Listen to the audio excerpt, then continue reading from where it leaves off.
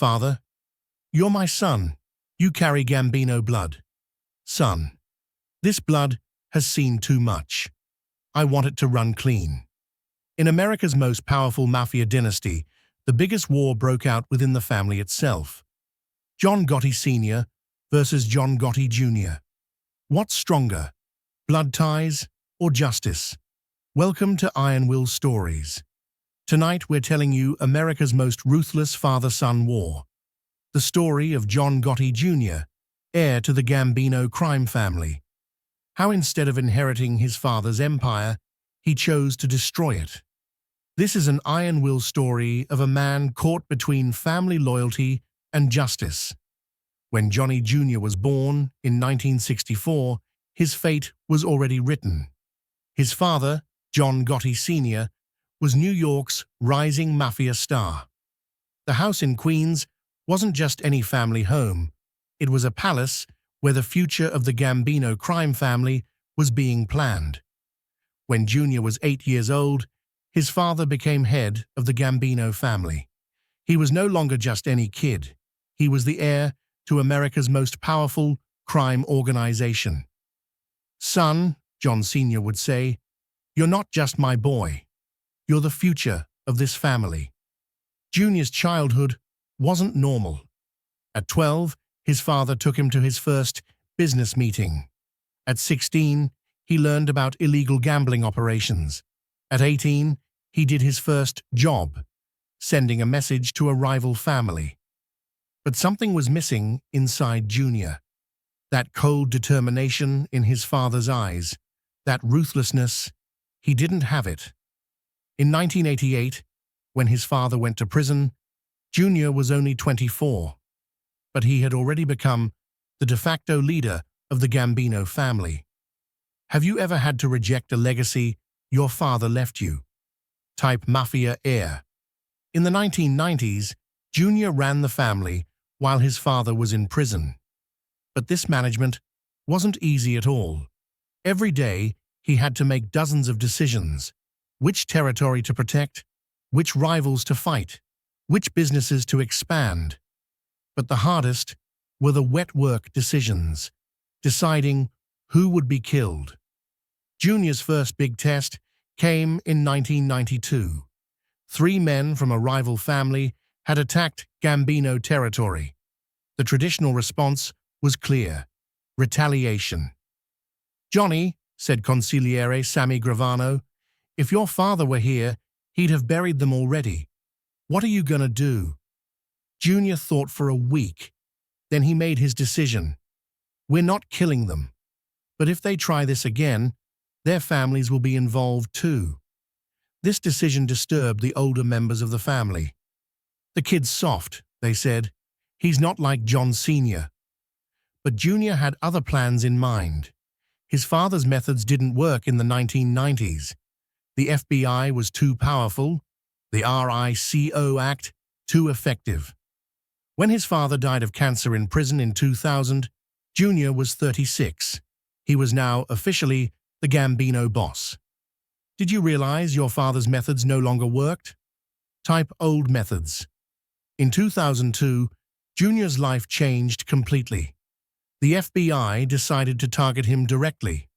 An operation called Operation Family Secrets was launched. Everyone around Junior was put under surveillance one by one.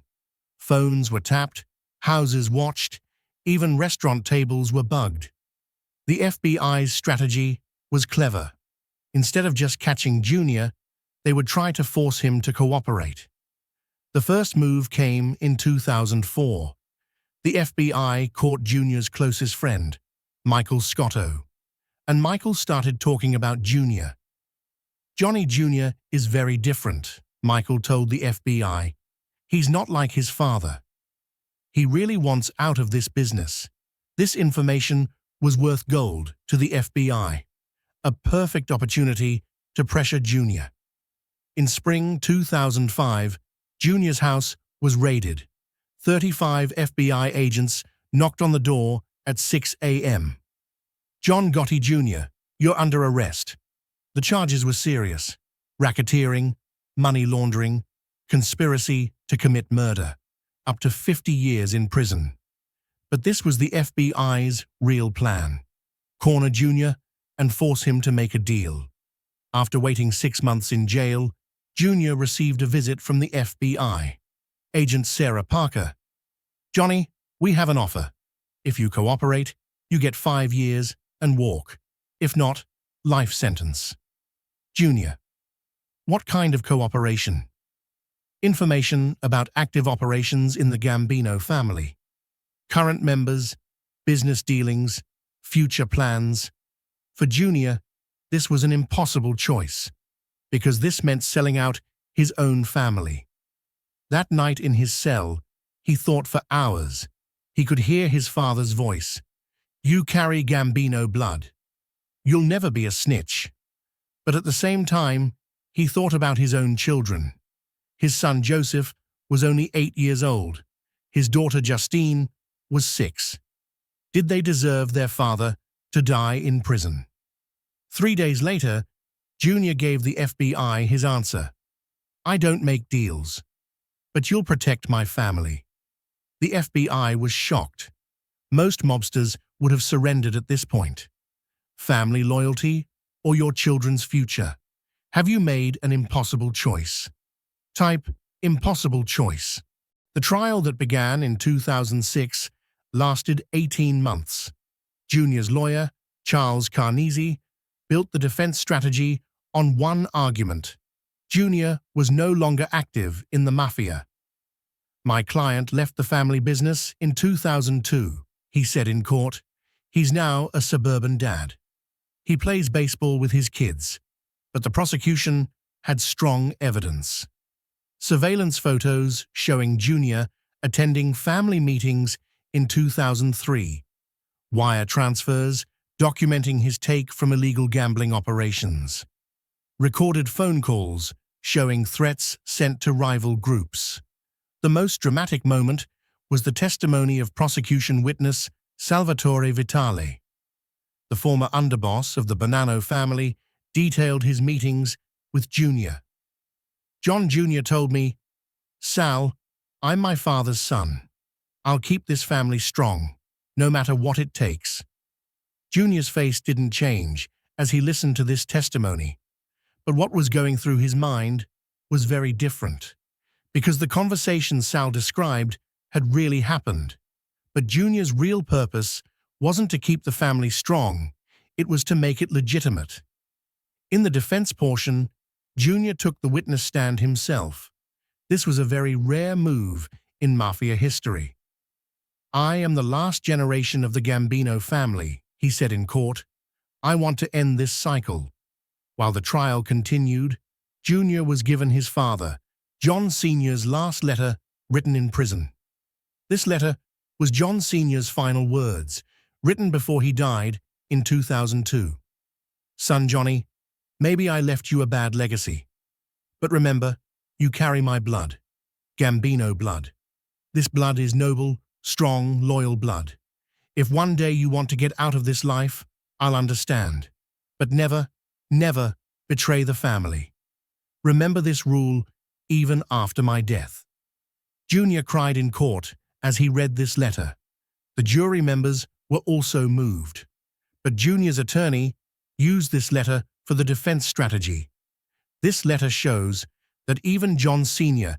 accepted that his son could choose a different path. Finally, in 2007, the court gave its verdict. Jr. was found guilty, but his sentence was much lower than expected: 6 years in prison. "The court," said the judge, "recognizes that the defendant was genuinely trying to get out of the family business. When Jr. got out of prison in 2012, he was 48 years old. The outside world had completely changed. The Gambino family was no longer as powerful as before. FBI operations had broken the family's backbone. Half of Jr.'s childhood friends were in prison. Half were dead. Jr. rented a small house on Long Island. His children were now teenagers. His son Joseph was preparing for college. His daughter Justine was on the honor roll in high school. Dad, Joseph said one day, my friends Google us. The things that come up about you.